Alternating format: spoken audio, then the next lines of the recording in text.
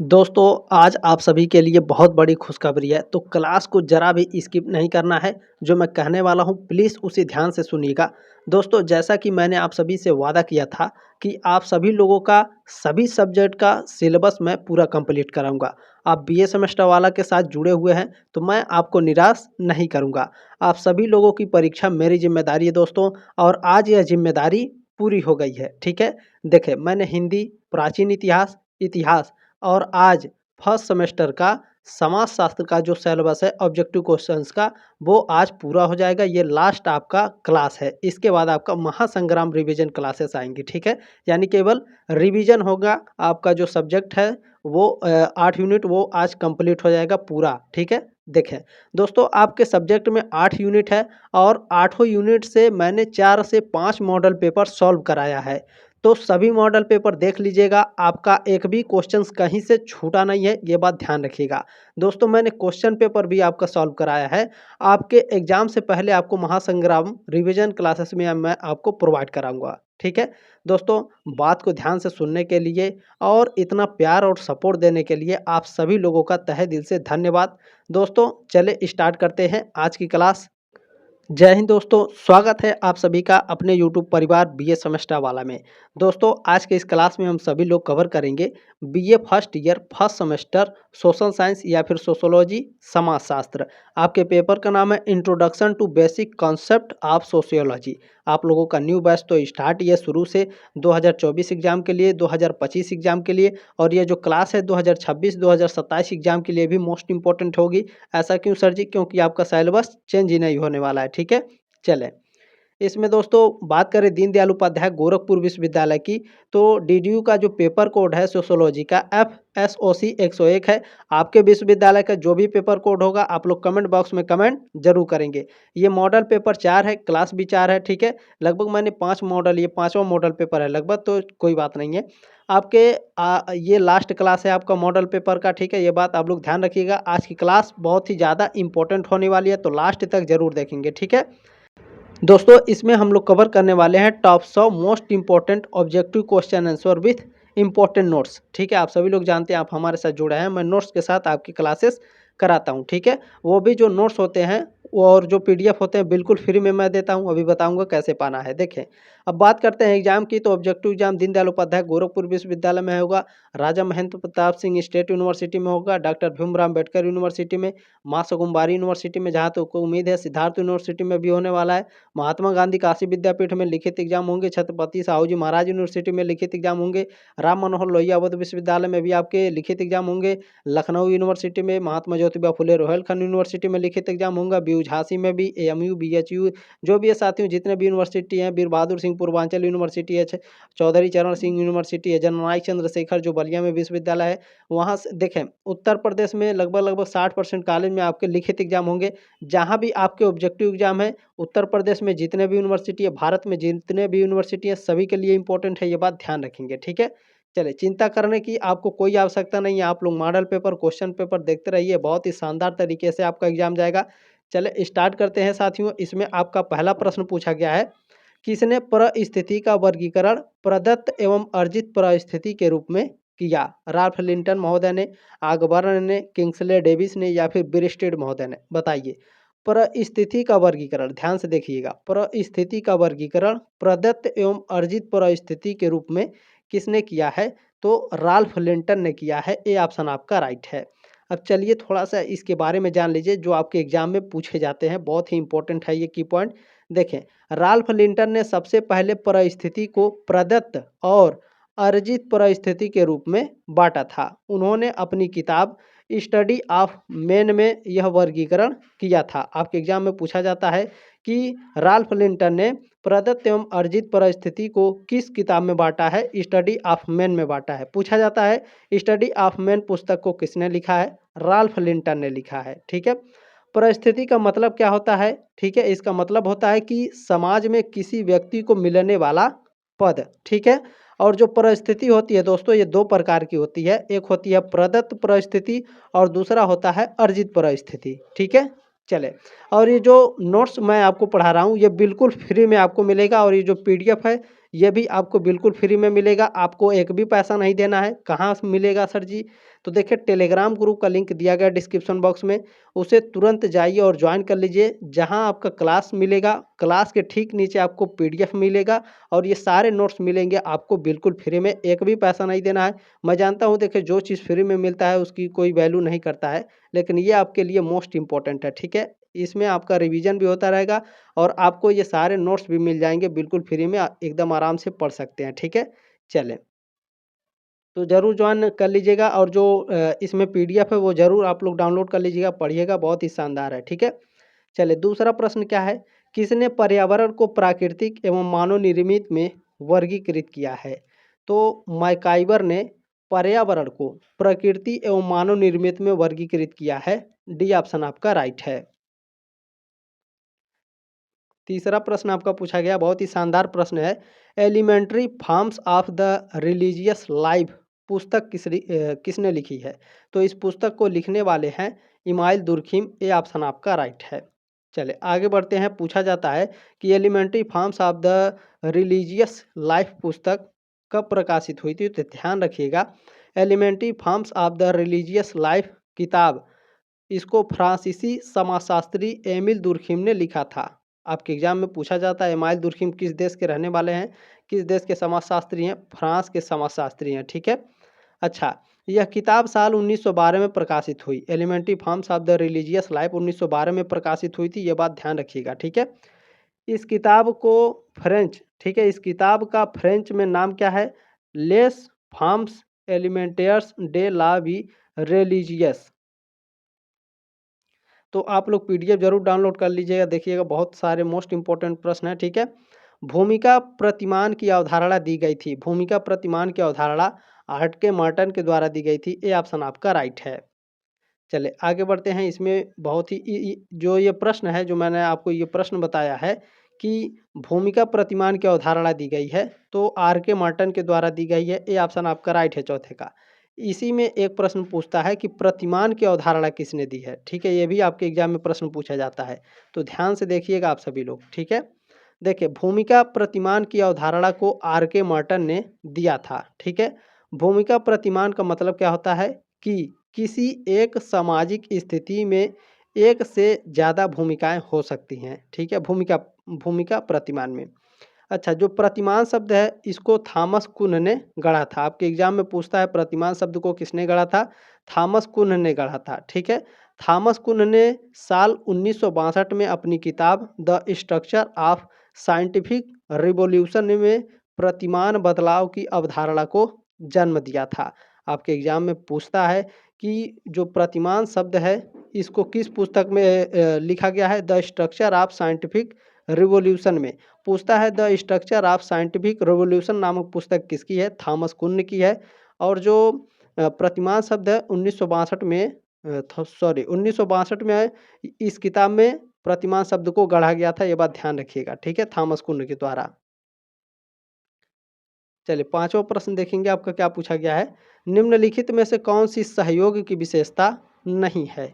तो देखें समान लक्ष्य, ऐच्छिक सहभाग और सामूहिकता, ये सभी सहयोग की विशेषताएं हैं। गतिशीलता सहयोग की विशेषता नहीं है, तो डी ऑप्शन आपका राइट है। चलिए छठा प्रश्न आपका पूछा गया है, जाति तथा वर्ग दो मुख्य प्रकार हैं किसके? तो सामाजिक स्तरीकरण के। सी ऑप्शन आपका राइट है। चलिए सातवां प्रश्न आपका क्या है? निम्नलिखित में से कौन सामाजिक प्रक्रिया के दो आवश्यक तत्व हैं? तो प्रतिस्पर्धा और संघर्ष, ये दोनों सामाजिक प्रक्रिया के दो आवश्यक तत्व हैं। बी ऑप्शन आपका राइट है। देखिए इस तरह से भी मैं आपको पढ़ा सकता हूँ कि सामाजिक स्तरीकरण के संघर्ष सिद्धांत से कौन जुड़ा है? Karl Marx, Emile Durkheim, Kingsley Davis, R K Merton. तो ऐसे पढ़ाने में टाइम आपका ज़्यादा लगता है, ठीक है? तो ध्यान से पढ़ते चलेंगे, जब ज़रूरत होगी तब ऑप्शन देखा जाएगा ध्यान से, ठीक है? चले सामाजिक स्तरीकरण के संघर्ष सिद्धांत से कौन जुड़ा है? कार्ल मार्क्स जुड़े हैं, ये ऑप्शन आपका राइट है। प्रश्न नंबर 9 क्या है? निम्नलिखित में से कौन सा खुले स्तरीकरण का उदाहरण है? जाति है, धर्म है या निर्जातीयता है? यहाँ पर पढ़ने की ज़रूरत है। तो खुले स्तरीकरण का जो उदाहरण है इनमें से कोई नहीं है। ठीक है, नवे का डी ऑप्शन आपका राइट है। चलिए 10वां प्रश्न आपका क्या पूछा है, बहुत ही ध्यानपूर्वक देखेंगे। वर्ग व्यवस्था पर आधारित स्तरीकरण किन समाजों की विशेषता है? तो ये परंपरागत समाजों की विशेषता है, बी ऑप्शन आपका राइट है। एक बात मैंने आपको बताना भूल गया, शुरू से लेकर अभी तक मैं नहीं बता पाया था। देखें, 2018 से लेकर के 2024 के बीच में जितने भी क्वेश्चंस आपके पूछे गए हैं एग्जाम में, सारे इस क्लास में इंक्लूड किए गए हैं। मैंने बहुत बड़ी गलती की, मैंने शुरू में आपको नहीं बता पाया, तो प्लीज़ आप लोग जान लीजिए 2018 से 2024 के बीच में जितने भी क्वेश्चंस आपके पूछे गए हैं, सभी इंक्लूड है इस क्लास में। तो आज की क्लास बहुत ही शानदार है, लास्ट तक जरूर देखेंगे। ठीक है, चलें। तो आपको 10वां प्रश्न मैंने बता दिया, वर्ग व्यवस्था पर आधारित स्तरीकरण किन समाजों की विशेषता है? परंपरागत समाजों की, बी ऑप्शन आपका राइट है। 11 नंबर प्रश्न आपका पूछा गया है, कौन सामाजिक स्तरीकरण का आधार नहीं है? तो देखिए, जो संपत्ति है ये सामाजिक स्तरीकरण का आधार नहीं है। ठीक है, बौद्धिक कुशलता, सहयोग, प्रजातीय भिन्नता, ये तीनों सामाजिक स्तरीकरण के आधार हैं, लेकिन संपत्ति नहीं है। ए ऑप्शन आपका राइट है। 12 नंबर प्रश्न आपका पूछा गया है, सामाजिक स्तरीकरण का संबंध किससे है? सामाजिक स्तरीकरण का संबंध संस्तरित श्रेणियों से है, बी ऑप्शन आपका राइट है। दोस्तों, क्लास को एक लाइक जरूर करते चलेंगे। अगर आप लोग लाइक करते हैं तो जितना ज़्यादा लाइक क्लास पे रहेगा उतना ज़्यादा यूट्यूब इस क्लास को बाकी बच्चों के पास रिकमेंड करता है, यानी भेजता है। तो आप लोग लाइक जरूर करेंगे। ठीक है, चलिए, बहुत ही मेहनत लगता है तो लाइक ज़रूर करेंगे, और ये आपकी ज़िम्मेदारी है। और आपसे रिक्वेस्ट है कि ये जो मॉडल पेपर है बाकी बच्चों के पास इस तरह से शेयर बटन बना होगा यूट्यूब पर, इस पे क्लिक करके व्हाट्सएप पर इस क्लास को ज़रूर शेयर करिएगा। ठीक है, चलें। छोटी छोटी चीज़ें दोस्तों, आप लोग हेल्प करेंगे तो हमारा भी चैनल धीरे धीरे ग्रो होगा, बाकी बच्चे भी आएंगे। ठीक है, चलें।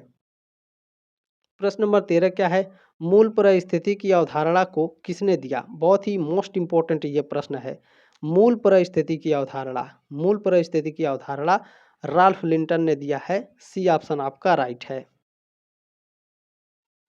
प्रश्न नंबर 14 क्या पूछा गया, जो प्रक्रिया विभिन्न समूहों और व्यक्तियों को एक दूसरे से जोड़ती है उसे क्या कहा जाता है? मोस्ट इंपॉर्टेंट ये प्रश्न है, उसे सहयोग कहा जाता है, सी ऑप्शन आपका राइट है। ठीक है, जो प्रक्रिया विभिन्न समूहों और व्यक्तियों, ठीक है, विभिन्न समूहों और व्यक्तियों को एक दूसरे से जोड़ेगी तो सहयोग ही कहलाएगी। ठीक है, चलें। प्रश्न नंबर 15 आपका पूछा गया है, किसने सामाजिक संरचना की अवधारणा का सर्वप्रथम प्रयोग किया था? सामाजिक संरचना की, ठीक है, सामाजिक संरचना की अवधारणा को सबसे पहले प्रयोग करने वाले इमाइल दुर्खिम है, सी ऑप्शन आपका राइट है। चलिए, प्रश्न नंबर 16 क्या है, निम्नलिखित में से किसने यांत्रिक समाज का उल्लेख किया? ध्यान रखेंगे, यांत्रिक समाज का उल्लेख पूछ रहा है, तो इमाइल दुर्खिम ने यांत्रिक समाज का उल्लेख किया है, ए ऑप्शन आपका राइट है। प्रश्न नंबर 17 आपका पूछा गया है, निम्नलिखित में से कौन सी सहयोगात्मक सामाजिक प्रक्रिया है? तो सहयोग, व्यवस्थापन, सात्मीकरण, ये तीनों सहयोगात्मक सामाजिक प्रक्रियाएं हैं, डी ऑप्शन आपका राइट है, उपरोक्त सभी। प्रश्न नंबर 18 क्या है, जब प्रतिस्पर्धा नियमों की सीमा के बाहर निकल जाती है तब वह रूपांतरित हो जाती है, किस में रूपांतरित हो जाती है? संघर्ष में। ठीक है, जब जो प्रतिस्पर्धा है वो नियमों के बाहर हो जाएगा, मान लीजिए कोई कंपटीशन हो रहा है और वो नियम के दायरे में हो रहा है, तो अगर वो कंपटीशन नियम के दायरे के बाहर चला जाए तो क्या हो जाएगा? उसमें संघर्ष हो जाएगा। ठीक है, आपसी संघर्ष हो जाता है, सी ऑप्शन आपका राइट है। प्रश्न नंबर 19 क्या पूछा गया है, किस विद्वान ने संघर्ष के प्रक्रियात्मक पक्ष पर जोर दिया है? संघर्ष के प्रक्रियात्मक पक्ष पर किसने जोर दिया है? कोजर महोदय ने, ये ऑप्शन आपका राइट है। कोजर का पूरा नाम क्या है? लेविस कोजर इनको कहते हैं। ठीक है, चले। 20 नंबर प्रश्न, ये एक स्टेटमेंट है, किसने कहा है कि, ठीक है, ये स्टेटमेंट किसने दिया था, यानी ये किसने कहा था कि जनरीतियां समाज में व्यवहार करने के मान्य या स्वीकृत ढंग हैं? तो ये स्टेटमेंट मैकाइवर एवं पेज ने दिया था, बी ऑप्शन आपका राइट है। चले, 21 नंबर प्रश्न आपका क्या पूछा गया है, प्रिंसिपल्स ऑफ सोशियोलॉजी नामक पुस्तक रचयिता कौन है? ठीक है, प्रिंसिपल्स ऑफ सोशियोलॉजी जो नामक पुस्तक है इसके रचयिता कौन है, लिखने वाले कौन है, हर्बर्ट स्पेंसर महोदय हैं। बी ऑप्शन आपका राइट है। प्रश्न नंबर 22 आपका पूछा गया है, यह कथन किसने दिया है, यानी यह स्टेटमेंट किसने दिया है कि समाज स्वयं उद्भूत है। बताइए, यह किसने कहा था कि समाज स्वयं उद्भूत है। इमाइल दुर्खिम ने कहा था कि समाज स्वयं उद्भूत है। ठीक है, डी ऑप्शन आपका राइट है। आगे बढ़ते हैं। 23 नंबर प्रश्न आपका पूछा गया, निम्नलिखित में से कौन सी सहयोग की विशेषता नहीं है। तो देखें, इसमें सामान्य लक्ष्य, सामूहिकता और गतिशीलता ये सहयोग की विशेषता है। ठीक है, स्वैच्छिक प्रतिभागिता ये आपका क्या है, स्वैच्छिक प्रतिभागिता, सॉरी गलती हो गई इसमें। देखिए, निम्नलिखित में से कौन सी सहयोग की विशेषता नहीं है। गतिशीलता मैंने पढ़ाया था। ठीक है, ये क्वेश्चन 2 बार टाइप हो गया, इसके लिए सॉरी। ठीक है, सामान्य लक्ष्य, सामूहिकता और स्वैच्छिक प्रतिभागिता ये तीनों आपके सहयोग की विशेषता हैं, लेकिन गतिशीलता आपकी सहयोग की विशेषता नहीं है। ठीक है, डी ऑप्शन आपका राइट है, सॉरी इसके लिए। चलें आगे बढ़ते हैं। 24 नंबर प्रश्न आपका क्या पूछा है, बहुत ही ध्यान से देखेंगे। आंशिक एवं पूर्ण संघर्ष का वर्गीकरण किसने किया है। ध्यान से देखेंगे, आंशिक एवं पूर्ण संघर्ष, इसका जो वर्गीकरण है ये आर.के. मार्टन ने किया था। बी ऑप्शन आपका राइट है। चलिए 25 नंबर प्रश्न आपका क्या पूछा गया, बहुत ही ध्यान से देखें। निम्नलिखित में से कौन सामाजिक संविदा सिद्धांत से संबंधित है, थॉमस हॉब्स, जॉन लॉक या फिर जिग-जैक रूसो। बताइए, बिल्कुल डी ऑप्शन आपका राइट है। देखिए, थॉमस हॉब्स, जॉन लॉक और जिग-जैक रूसो ये सभी क्या हैं, सामाजिक संविदा सिद्धांत से संबंधित हैं। डी ऑप्शन आपका करेक्ट है। प्रश्न नंबर 26 आपका क्या पूछा गया है, बहुत ही ध्यान से देखेंगे। The functions of social conflict नामक पुस्तक किसने लिखी। तो इस पुस्तक को लिखने वाले लेविस कोजर हैं। बी ऑप्शन आपका राइट है। ठीक है, the function of social conflict, ठीक है, इसको लेविस कोजर ने लिखा है। चलिए 27 नंबर प्रश्न है आपका, ह्यूमन सोसाइटी पुस्तक के लेखक कौन है। ह्यूमन सोसाइटी पुस्तक के लेखक किंग्सले डेविस हैं। ये ऑप्शन आपका राइट है, ह्यूमन सोसाइटी। पूछा जाता है ह्यूमन सोसाइटी की बहुत ही फेमस पुस्तक है। ठीक है, ह्यूमन सोसाइटी आप लोग ध्यान रखिएगा, जब आप आगे पढ़ेंगे तो भी आपको ह्यूमन सोसाइटी पुस्तक मिलेगी। तो ह्यूमन सोसाइटी बहुत ही फेमस पुस्तक है और इसके लेखक किंग्सले डेविस हैं। पूछा जाता है ह्यूमन सोसाइटी जो पुस्तक है इसका प्रकाशन कब हुआ था, तो ध्यान रखेंगे ह्यूमन सोसाइटी पुस्तक के लेखक किंग्सले डेविस हैं। यह किताब साल 1937 में न्यूयॉर्क के मैकमिलन प्रकाशन से प्रकाशित हुई थी। 28 नंबर प्रश्न है, किसने कहा है, ये स्टेटमेंट किसका है कि समाज संघर्ष मिश्रित सहयोग है। तो ये जो स्टेटमेंट है ये माइक आइबर का है। बी ऑप्शन आपका करेक्ट है। 29 नंबर प्रश्न आपका पूछा गया है, सांस्कृतिक विलंबना का अर्थ है, वेरी वेरी मोस्ट इंपॉर्टेंट है। सांस्कृतिक विलंबना का अर्थ जो है 2023-2024 2 साल लगातार ये प्रश्न पूछा है। तो ध्यान रखेंगे क्या है, बताने का प्रयास करेंगे। बिल्कुल, भौतिक और अभौतिक संस्कृतियों के मध्य अंतराल सांस्कृतिक विलंबना का अर्थ होता है। तो डी ऑप्शन आपका करेक्ट है। चलिए प्रश्न नंबर 30 क्या है, प्रभु जात की अवधारणा भारतीय समाज के संदर्भ में किसने दी। तो एम.एन. श्रीनिवास ने। ठीक है, एम.एन. श्रीनिवास ने प्रभु जात की अवधारणा दी है। ये ऑप्शन आपका राइट है। ये भी प्रश्न कई बार पूछ चुका है, तो ध्यान रखेंगे 2024 एग्जाम में भी आएगा। प्रश्न नंबर 31 है, सामाजिक संरचना की अवधारणा को व्यवस्थित रूप में सर्वप्रथम प्रस्तुत किया, किसने किया। तो रेडक्लिफ ब्राउन ने सामाजिक संरचना की अवधारणा को, ठीक है, व्यवस्थित रूप में सबसे पहले प्रस्तुत किया था। सी ऑप्शन आपका राइट है। प्रश्न नंबर आपका 32 पूछा गया है, निम्नांकित में से कौन सा एक तत्व, इन चारों में से कौन सा एक तत्व है जो सामाजिक संरचना से संबंधित नहीं है। तो सामाजिक आंदोलन सामाजिक संरचना से संबंधित नहीं है। ए ऑप्शन आपका राइट है। बाकी सामाजिक संस्थाएं, सामाजिक मूल्य और सामाजिक अंतरक्रिया ये तीनों सामाजिक संरचना से संबंधित हैं। प्रश्न नंबर 33 क्या पूछा गया, किसने कहा, ये स्टेटमेंट किसका है कि सामाजिक संरचना के प्रत्येक अंग के कुछ निर्धारित प्रकार होते हैं। तो ये स्टेटमेंट आर ब्राउन ने दिया है। ये ऑप्शन आपका राइट है, रेडक्लिफ ब्राउन। प्रश्न नंबर 34 आपका पूछा गया, किसने परिस्थिति का वर्गीकरण प्रदत्त एवं अर्जित परिस्थिति के रूप में किया। ध्यान से सुनेंगे। परिस्थिति का वर्गीकरण प्रदत्त एवं अर्जित परिस्थिति के रूप में किसने किया है? इलियट महोदय ने किया है। ठीक है, ए ऑप्शन आपका राइट है।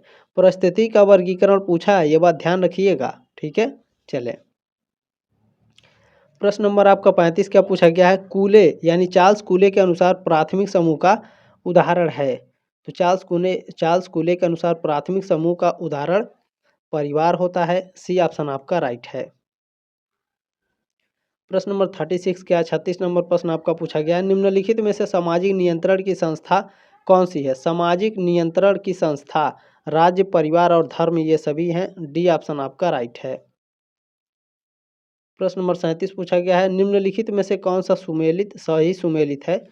परिस्थिति क्या आर्किमिडीज ने दिया था? गलत है आपका। ठीक है, जेरिटी जॉनसन ने दिया था, बिल्कुल। Social structure of values Radha Kamal Mukherjee ने दिया था, बिल्कुल।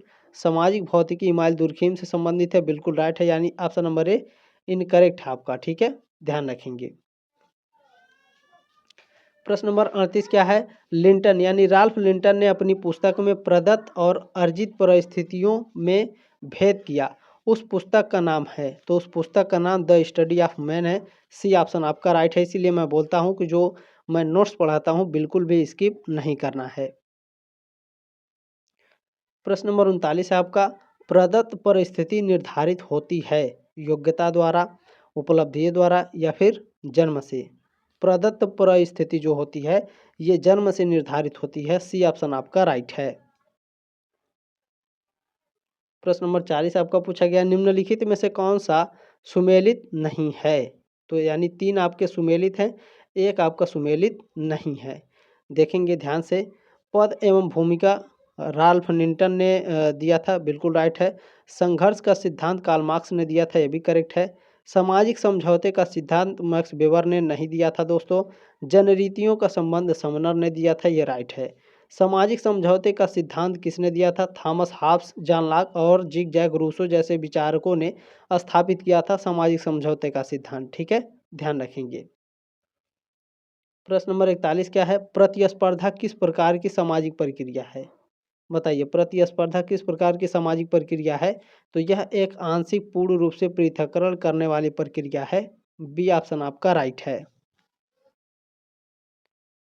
प्रश्न नंबर 42 आपका क्या पूछा गया, निम्नलिखित में से किसने व्यक्तिक प्रतिस्पर्धा को चेतन प्रतिस्पर्धा एवं अचेतन प्रतिस्पर्धा में विभाजित किया है? तो इनमें से कोई नहीं है। ठीक है, डी ऑप्शन आपका राइट है। यह प्रश्न 2024 में आपका पूछा जा चुका है। ठीक है, क्या सर जी ये क्वेश्चन आएंगे? बिल्कुल आएंगे। निम्नलिखित में से कौन सी एक सामाजिक प्रक्रिया नहीं है? देखें, ये फिर प्रश्न आ गया। संवेदनशीलता जो है उसमें गतिशीलता था, इसमें संवेदनशीलता है। ठीक है, समाजीकरण, एकीकरण और सामाजिक विघटन ये सभी सामाजिक प्रक्रिया हैं, लेकिन संवेदनशीलता यह आपकी सामाजिक प्रक्रिया नहीं है। डी ऑप्शन आपका राइट है। प्रश्न नंबर 44 आपका पूछा गया है, किनशिप एंड मैरिज पुस्तक के लेखक का नाम है? वेरी वेरी मोस्ट इंपॉर्टेंट है, ये आपको 6 सेमेस्टर तक मिलेगा। ठीक है, किनशिप एंड मैरिज पुस्तक के जो लेखक हैं रॉबिन फॉक्स हैं। ये ऑप्शन आपका राइट है। पूछा जाता है किनशिप एंड मैरिज पुस्तक कब प्रकाशित हुई थी? तो ध्यान रखेंगे आप सभी लोग। देखिए, किनशिप एंड मैरिज पुस्तक के लेखक रॉबिन फॉक्स हैं। रॉबिन फॉक्स जो हैं एक प्रसिद्ध एंग्लो अमेरिकन मानव विज्ञानी है। उन्होंने साल 1967 में यह किताब लिखी थी। ठीक है, कौन सी किताब? किनशिप एंड मैरिज पुस्तक को 1967 में लिखा गया था, किसके द्वारा? रॉबिन फॉक्स के द्वारा। प्रश्न नंबर 45 है, निम्नांकित में से विवाह का उद्देश्य क्या है? बताइए, बच्चों के जन्म को वैध बनाना, परिवार की योजना, यौन संतुष्टि की संस्थात्मक पूर्ति। तो ये सभी क्या हैं? ये सभी विवाह के उद्देश्य हैं। डी ऑप्शन आपका राइट है। प्रश्न नंबर 46 है, निम्न में से किस समुदाय में बहुपत्नी विवाह का प्रचलन है? तो देखें, खस जनजाति, गोंड जनजाति और मुस्लिम जनजाति इन सभी में समुदाय में बहुपत्नी विवाह का प्रचलन है। डी ऑप्शन आपका राइट है। प्रश्न नंबर 47 है आपका, किस समाजशास्त्री ने भारत में नातेदारी व्यवस्था का विस्तार से वर्णन किया है? तो इरावती कर्वे ने। ठीक है, इरावती कर्वे ने भारत में नातेदारी व्यवस्था का एकदम विस्तार पूर्वक से वर्णन किया है। ये भी आपको 6 सेमेस्टर तक मिलेगा। काफ़ी विस्तार पूर्वक इसको पढ़ाया जाता है, भारत में जो नातेदारी व्यवस्था है, ठीक है। चलें, सी ऑप्शन आपका राइट है। जब आपके एग्जाम में जब आपके कॉलेज में वाइवा होता है तो भी आपसे वहाँ पर भारतीय समाजशास्त्री से संबंधित सवाल पूछे जाते हैं, ठीक है। पूछा जाएगा कि किसी 2 भारतीय समाजशास्त्रियों को नाम बताइए, पूछा जाता है, ठीक है। तो ध्यान रखेंगे आप सभी लोग। प्रश्न नंबर 48 है। 48 नंबर प्रश्न क्या पूछा है? परिवार है, परिवार समुदाय है, परिवार समिति है, परिवार संस्था है या परिवार संस्था तथा समिति दोनों है? बताइए। बिल्कुल, परिवार जो होता है यह एक संस्था होता है और समिति भी होता है। डी ऑप्शन आपका राइट है, उपरोक्त दोनों। चलिए 49 नंबर प्रश्न है। एक विवाह ही विवाह का सच्चा स्वरूप है, रहा था और रहेगा, ये शब्द हैं। ये शब्द मालिनोव्स्की के हैं। सी ऑप्शन आपके राइट है। प्रश्न नंबर 50 पूछा गया, विवाह एक संस्था है, समिति है, प्रथा है या कानून है? विवाह जो है एक प्रकार की संस्था होती है। ये ऑप्शन आपका राइट है। प्रश्न नंबर 51 आपका पूछा गया है, जब एक परिवार के सभी भाइयों का विवाह दूसरे परिवार की सभी बहनों से होता है तब उसे कहते हैं। एक विवाह नहीं कहा जाएगा, बहुपत्नी विवाह भी नहीं कहा जाएगा, बहुपति विवाह भी नहीं कहा जाएगा, तो इनमें से कोई नहीं। डी ऑप्शन आपका राइट है। 2024 में यह प्रश्न आपका पूछा गया है भैया। प्रश्न नंबर 52 भी आपका पूछा गया है, जब सब भाई मिलकर यानी सभी पांडव मिलकर एक स्त्री से यानी पांचाली से विवाह करते हैं तो उसे कहा जाता है भ्रातृक बहुपति विवाह कहा जाता है, ठीक है। जैसे पांचों पांडव मिल करके पांचाली से शादी कर लेते हैं, ठीक है, तो भ्रातृक बहुपति विवाह उसे कहा जाता है, ठीक है। ये ऑप्शन आपका राइट है। प्रश्न नंबर 53 क्या है आपका, पति पत्नी एवं आश्रित बच्चों से निर्मित परिवार कहलाता है? तो यह नाभिक परिवार कहलाता है, न्यूक्लियर फैमिली कहलाता है। बी ऑप्शन आपका राइट है। प्रश्न नंबर 54 क्या है? 54 नंबर, धर्म की समाजशास्त्री व्याख्या किसने प्रस्तुत की है? धर्म की समाजशास्त्री व्याख्या इमाल दुर्खिम ने प्रस्तुत की है। सी ऑप्शन आपका राइट है। प्रश्न नंबर 55 क्या है? किसका नाम धर्म की उत्पत्ति के सिद्धांत से संबंधित नहीं है? मैक्स वेबर का नाम, ठीक है, मैक्स वेबर का नाम धर्म की उत्पत्ति के सिद्धांत से संबंधित नहीं है। Edward Tyler, Max Muller, email Durkheim, इनका धर्म की उत्पत्ति सिद्धांत से इन सभी का नाम जुड़ा है, लेकिन मैक्स वेबर का नहीं जुड़ा है, ठीक है। 55 का डी ऑप्शन आपका राइट है। प्रश्न नंबर 56 आपका पूछा गया, निम्नलिखित में से किसने धर्म को पवित्र और अपवित्र के मध्य भेद के रूप में परिभाषित किया है? बताइए सभी लोग। बिल्कुल, इमाइल दुर्खिम जो हैं इन्होंने धर्म को पवित्र और अपवित्र के मध्य भेद के रूप में परिभाषित किया। डी ऑप्शन आपका राइट है। प्रश्न नंबर 57 क्या है? धर्म का कार्य है समाज में एकता पैदा करना, सामाजिक नियंत्रण बनाए रखना, पवित्र और पवित्र में भेद करना। ये सभी डी ऑप्शन आपका राइट है। प्रश्न नंबर 58 क्या पूछा गया है? किसने धर्म को साधारण और पवित्र के आधार पर परिभाषित किया? तो बिल्कुल अभी मैंने आपको पढ़ाया, इमाइल दुर्खिम ने धर्म को साधारण और पवित्र के आधार पर परिभाषित किया है। यही प्रश्न सेम था लेकिन थोड़ा डिफरेंट था, ठीक है। तो इसी तरह से आपके एग्जाम में प्रश्न पूछे जाते हैं, ध्यान रखेंगे सभी साथी। किनशिप ऑर्गेनाइजेशन इन इंडिया नामक पुस्तक किसने लिखी? वेरी वेरी मोस्ट इंपॉर्टेंट है ये, ठीक है। तो ध्यान रखेंगे इस पुस्तक को लिखने वाले इरावती कर्वे हैं। ये ऑप्शन आपका राइट है। इरावती कर्वे कौन है सर? तो इरावती कर्वे एक भारतीय समाजशास्त्री हैं जिन्होंने भारत में नातेदारी व्यवस्था का विस्तार से वर्णन किया है, ठीक है। चलें, प्रश्न नंबर 60 क्या है? दुर्खिम यानी इमाइल दुर्खिम के अनुसार सामाजिक तथ्य की विशेषता है, कौन सी विशेषता है? केवल बाह्यता और केवल बाध्यता दोनों है। तो सी ऑप्शन आपका राइट है, ए और बी दोनों। प्रश्न नंबर 61 है, धर्म का समाजशास्त्री सिद्धांत किसने प्रतिपादित किया? धर्म का समाजशास्त्री सिद्धांत किसने प्रतिपादित किया? तो इमाइल दुर्खिम ने। सी ऑप्शन आपका राइट है। ये सब 2024 में पूछा हुआ क्वेश्चन है, ठीक है। तो ध्यान रखेंगे, बहुत ही महत्वपूर्ण क्वेश्चन है, बहुत ही महत्वपूर्ण ये क्लास है। निम्न में से कौन सा सुमेलित है? ठीक है, तो ध्यान रखेंगे कौन सा सुमेलित है, यानी आपका एक सुमेलित है और 3 आपका असुमेलित, यानी 3 गलत है और एक ही सही है। ठीक है, ध्यान रखेंगे। आत्मवाद को टायलर महोदय ने दिया था, बिल्कुल राइट आंसर है, ये ऑप्शन आपका करेक्ट है, बाकी इनकरेक्ट है। प्रश्न नंबर 63 क्या है? संस्कृति का मुख्य वाहक है भवन, सड़कें, प्रतीक या फिर व्यक्ति? संस्कृति का, ठीक है, कल्चर का मुख्य वाहक कौन है बताइए सभी लोग? बिल्कुल, जो व्यक्ति होता है, जो पर्सन होता है, ये कल्चर यानी जो संस्कृति है इसके मुख्य वाहक होते हैं। डी ऑप्शन आपका राइट है, 2024 में आएगा 100%। प्रश्न नंबर 64 क्या है? भूमिका समुच्चय, परिस्थिति समुच्चय एवं परिस्थिति श्रृंखला की अवधारणाएं किसने दी? बिल्कुल, रॉबर्ट मर्टन ने दी है, ये ऑप्शन आपका राइट है। अच्छा, नाम देखकर कंफ्यूज मत हो जाइएगा, रॉबर्ट मर्टन, रॉबर्ट के मर्टन इनका नाम है। ठीक है, रॉबर्ट के मर्टन इनको बुलाया जाता है, ध्यान रखेंगे। प्रश्न नंबर 65 आपका क्या पूछा गया है? पर संस्कृति ग्रहण संबोधित करती है, किसको संबोधित करती है? सामाजिक संरचना में परिवर्तन को पर संस्कृति ग्रहण संबोधित करती है, बी ऑप्शन आपका राइट है।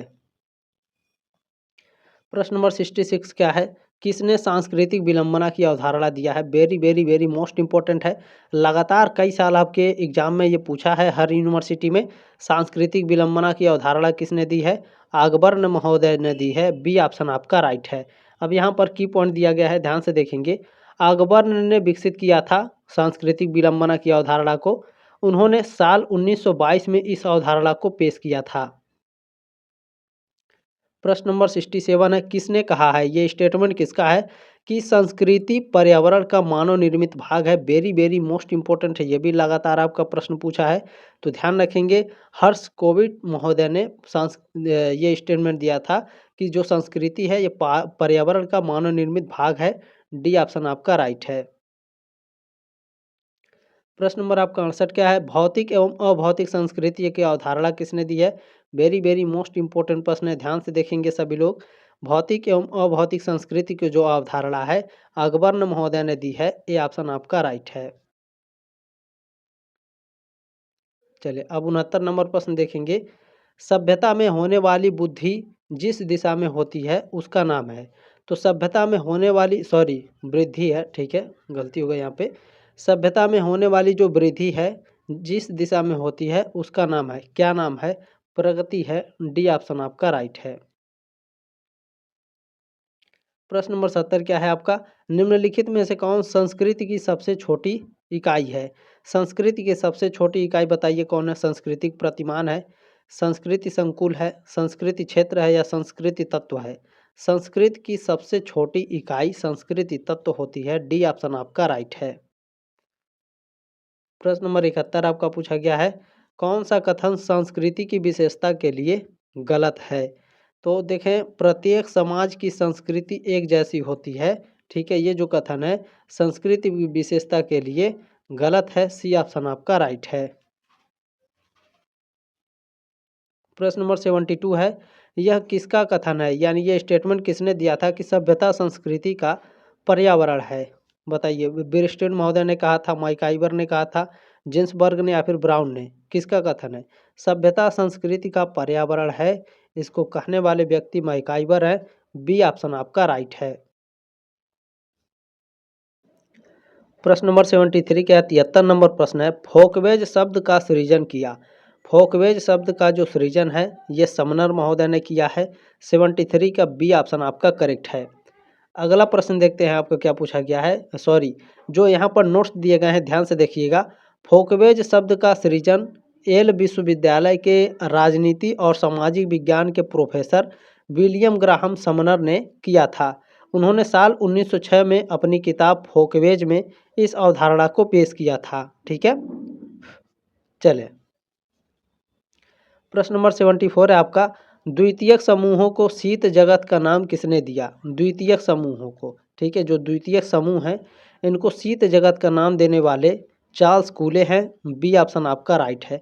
ये जो मैं आपको यहाँ पर इस तरह से ब्रैकेट बनाता हूँ इसलिए बनाता हूँ क्योंकि आपके दिमाग में ये जो प्रश्न है ये छप जाएगा, ठीक है। द्वितीयक समूह आपके दिमाग में रहेगा, गोला बनाए थे सर जी, शीत जगत को मैं गोला बना देता हूँ, ठीक है। और चार्ल्स कूले पर, ये तीनों आपके दिमाग में छपा रहेगा। शीत जगत को किसने दिया था? चार्ल्स कूले ने। तुरंत आप एकदम गोला में ऐसे लगा दीजिएगा, ठीक है। चलें, प्रश्न नंबर 75 क्या है? निम्नलिखित में से कौन सा कथन सही है? हम संस्थाओं के सदस्य हैं, हम समितियों के सदस्य हैं, हम रूढ़ियों के सदस्य हैं, हम परंपराओं के सदस्य हैं। कौन सा कथन सही है? बिल्कुल, हम समितियों के सदस्य हैं, यह कथन सही है। बी ऑप्शन आपका राइट है। प्रश्न नंबर 76 क्या है? संस्था को परिभाषित किया गया है। संस्था को कार्यप्रणाली के स्थापित स्वरूप के रूप में परिभाषित किया गया है। ए ऑप्शन आपका राइट है। प्रश्न नंबर 77 क्या है? निम्नलिखित में से किसे क्षेत्रीय समूह कहा जाएगा? जनजाति को, प्रजाति समूह को, भीड़ को या फिर श्रमिक संघ को क्षेत्रीय समूह कहा जाएगा? बताइए, किसे क्षेत्रीय समूह कहा जाएगा? बिल्कुल, जो जनजाति होते हैं इनको क्षेत्रीय समूह कहा जाता है। ये ऑप्शन आपका राइट है। प्रश्न नंबर 78 क्या है? किसे अंतः समूह की विशेषता नहीं कह सकते? तो छोटे आकार को तो अंतः समूह की विशेषता कह सकते हैं। समूह कल्याण की भावना, इसको भी अंतः समूह की विशेषता कह सकते हैं। हम की भावना भी इस अंतः समूह की विशेषता होती है, लेकिन हितों में जो संघर्ष है ये अंतः समूह की विशेषता नहीं कह सकते इसे। डी ऑप्शन आपका राइट है। प्रश्न नंबर 79 क्या है? कौन सा कथन संस्कृति की विशेषता के लिए सही नहीं है? ये निगेटिव प्रश्न है, जहाँ नहीं आता है ये निगेटिव प्रश्न होता है और निगेटिव में 3 सही होते हैं, एक गलत होता है। तो कौन सा कथन संस्कृति की विशेषता के लिए सही नहीं है? तो संस्कृति मानव निर्मित है, बिल्कुल। संस्कृति सोखी जाती है, सोखी नहीं सीखी जाती है, ठीक है। यहाँ पर टाइपिंग गलती हो गई है, सॉरी इसके लिए। संस्कृति जो होती है वो सीखी जाती है, ये भी आपका राइट है। प्रत्येक समाज की जो संस्कृति होती है वो एक जैसी होती है। कहाँ होती है? प्रत्येक समाज की, ठीक है। अलग अलग समाज में अलग अलग तरीके की संस्कृति होती है, ठीक है। तो ये संस्कृति की विशेषता के लिए सही नहीं है। तो सी ऑप्शन आपका राइट है। संस्कृति संचयी होती है, ये भी आपका करेक्ट है, लेकिन सी ऑप्शन आपका इनकरेक्ट है, ध्यान रखेंगे, ठीक है। चले, संस्कृति की विशेषता के लिए कौन सही नहीं है? प्रत्येक समाज की संस्कृति एक जैसी होती है, ठीक है। ये आपका सही नहीं है। प्रश्न नंबर 80 क्या है? समाज का सावयवी सिद्धांत दिया है थॉमस हॉब्स ने, जिग-जैग रूसो ने, हर्बर्ट स्पेंसर या मैकआइवर ने? बताइए, समाज का सावयवी सिद्धांत वेरी वेरी मोस्ट इंपॉर्टेंट है। हर्बर्ट स्पेंसर ने समाज का सावयवी सिद्धांत दिया है। सी ऑप्शन आपका राइट है। प्रश्न नंबर 81 आपका क्या पूछा गया है? किसने क्षैतिज समूह और उदग्र समूह का वर्गीकरण किया? ध्यान रखेंगे, क्षैतिज समूह और उदग्र समूह का वर्गीकरण किसने किया है? मिलर ने किया है। बी ऑप्शन आपका राइट है। प्रश्न नंबर 82 है, 82 नंबर। सामुदायिक भावना की अभिव्यक्ति में शामिल नहीं है। सामुदायिक भावना की अभिव्यक्ति में हम की भावना शामिल नहीं है, दायित्व की भावना शामिल नहीं है, निर्भरता की भावना शामिल नहीं है या फिर स्वार्थ की भावना शामिल नहीं है? बताइए। बिल्कुल, स्वार्थ की भावना जो होती है सामुदायिक भावना में शामिल नहीं होती है। डी ऑप्शन आपका राइट है, ठीक है। स्वार्थ की जो भावना होती है समुदाय की अभिव्यक्ति में शामिल नहीं होती है। प्रश्न नंबर 83 क्या है? निम्नांकित में से किसे समुदाय का पूर्ण उदाहरण कहा जाएगा? समुदाय का पूर्ण उदाहरण आजमगढ़ में रहने वाले सिख को कहा जाएगा? नहीं, गलत है। तमिलनाडु के श्रमिक को भी नहीं कहा जाएगा। गोरी प्रजाति के लोगों को क्या समुदाय का पूर्ण उदाहरण कहा जाएगा? नहीं, जिला जेल को कहा जाएगा। डी ऑप्शन आपका राइट है। प्रश्न नंबर 84 क्या है? निम्नलिखित में से किसने यांत्रिक समाज के संबंध में उल्लेख किया है? यांत्रिक समाज के संबंध में क्या किसने उल्लेख किया है? मैक्स वेबर ने, इमानुएल दुर्खिम ने, कार्ल मार्क्स ने या हर्बर्ट स्पेंसर ने? बताइए। बिल्कुल, हर्बर्ट स्पेंसर ने यांत्रिक समाज के संबंध में उल्लेख किया है। डी ऑप्शन आपका करेक्ट है। देखिए, यहाँ पर चारों ऑप्शन पढ़ाने पड़ रहे हैं, ये जरूरी है, ठीक है। निम्नांकित में से कौन सा समुदाय की विशेषता नहीं है? यानी 3 है और 1 नहीं है, ठीक है। तो निगेटिव प्रश्न है, ध्यान रखेंगे। निश्चित भौगोलिक क्षेत्र, क्या यह समुदाय की विशेषता है या नहीं है? बिल्कुल है, ठीक है। निश्चित भौगोलिक क्षेत्र ये समुदाय की विशेषता होती है। हम की भावना, सामूहिक जीवन, ये तीनों जो है आपके समुदाय की विशेषता है। ऐच्छिक सदस्यता, ठीक है, ऐच्छिक सदस्यता समुदायिक विशेषता की भावना, समुदाय की विशेषता नहीं है। डी ऑप्शन आपका राइट है। प्रश्न नंबर 86 क्या है? अंतः समूह और बाह्य समूह की अवधारणा दी गई है मैकाइवर द्वारा, समनर द्वारा, चार्ल्स कूले द्वारा या जॉनसन द्वारा।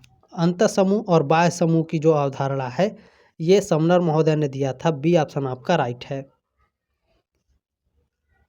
प्रश्न नंबर 86 क्या है? निम्नलिखित में से कौन समिति नहीं है? ठीक है, समिति कौन नहीं है? गांव जो है एक समिति नहीं होती है साथियों। ठीक है, ए ऑप्शन आपका राइट है। कॉलेज में समिति होती है, सुधार संगठन समिति होती है, राजनीति दल भी समिति होती है, लेकिन गांव क्या है? समिति नहीं है। ठीक है, ध्यान रखेंगे। गांव क्या है? गांव समुदाय है। ठीक है, क्या है? समुदाय है। चलिए प्रश्न नंबर 88 क्या है? समाजशास्त्र की भाषा में एक गांव क्या है? समाज है, संगठन है, समिति है या समुदाय है? तो तुरंत मैंने बता दिया आपको। ठीक है, अभी ऊपर बताया है कि समाजशास्त्र की भाषा में जो गांव है इसे क्या कहा जाता है? समुदाय कहा जाता है। ठीक है, ध्यान रखेंगे। डी ऑप्शन राइट है। गांव को समिति नहीं कहा जाता है, समुदाय कहा जाता है। चलिए प्रश्न नंबर 89 क्या है? निम्नलिखित में से कौन सी विशेषता समुदाय से संबंधित नहीं है? बताइए कौन सी विशेषता? व्यापक उद्देश्य, सामान्य नियम, विशिष्ट नाम। इन तीनों में से कौन सी जो विशेषता है समुदाय से संबंधित नहीं है? बिल्कुल, सामान्य नियम जो है ये समुदाय से संबंधित नहीं है। व्यापक उद्देश्य और विशिष्ट नाम ये समुदाय की विशेषता से संबंधित है। ठीक है, बी ऑप्शन आपका राइट है। सामान्य नियम ये आपका समुदाय की विशेषता से संबंधित नहीं है। प्रश्न नंबर आपका 90 क्या है? किसका मत है कि, ठीक है, ये किसका मत है कि द्वितीयक समूह, ठीक है, जो द्वितीयक समूह है हमेशा शीत जगत की अवस्था में होते हैं? तो ये चार्ल्स कूले का मत है। बी ऑप्शन आपका करेक्ट है। प्रश्न नंबर 91 क्या है? मानव समाज पशु समाज से किस अर्थ में भिन्न है? तो पढ़कर देखना पड़ेगा। पशुओं में सहयोग का अभाव होता है। क्या मानव समाज और पशु समाज से इस अर्थ में क्या भिन्न हो रहे हैं? नहीं हो रहे हैं। पशुओं में संगठित समूहों का अभाव होता है, ये भी नहीं है। मानव समाज की एक विकसित संस्कृति होती है। बिल्कुल, हम मानव हैं, हम मनुष्य हैं, हमारी एक विकसित संस्कृति है। ठीक है, ध्यान रखेंगे। पशुओं की एक विकसित संस्कृति नहीं है, वो हमारे भरोसे हैं। तो मानव समाज और पशु समाज से इसी अर्थ में भिन्न होते हैं कि मानव समाज की एक विकसित संस्कृति होती है और पशु समाज की विकसित संस्कृति नहीं होती है। ठीक है, सी ऑप्शन आपका राइट है। चलिए प्रश्न नंबर 92 क्या है? जीएस घुरिये ने जाति की कितनी विशेषताएं बताई हैं?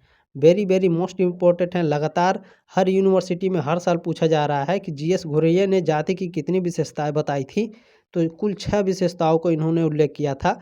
सी ऑप्शन आपका राइट है। अब आपके दिमाग में ये प्रश्न आएगा, सर जीएस घुरिये ने जाति की 6 विशेषताएं बताई थी, तो 6 विशेषताएं कौन कौन सी हैं? बिल्कुल बताएंगे, ध्यान से देखिएगा। जीएस घुरिये का पूरा नाम है गोविंद सदाशिव घुरिये। ठीक है, इनका पूरा नाम है गोविंद सदाशिव घुरिये। इन्होंने जाति की 6 प्रमुख विशेषताओं का वर्णन किया है। इसमें पहला है जाति व्यवस्था ने भारतीय समाज को खंडों में बांटा है। बिल्कुल। जाति व्यवस्था में ऊंच नीच का संस्तरण है। बिल्कुल। जाति जन्म पर आधारित होती है। बिल्कुल। जाति व्यवस्था में भोजन और व्यवहार के संबंध में कई निषेध हैं। बिल्कुल राइट है भैया। इन्होंने 5वां दिया था, जाति व्यवस्था में हर जाति का एक निश्चित व्यवसाय होता है।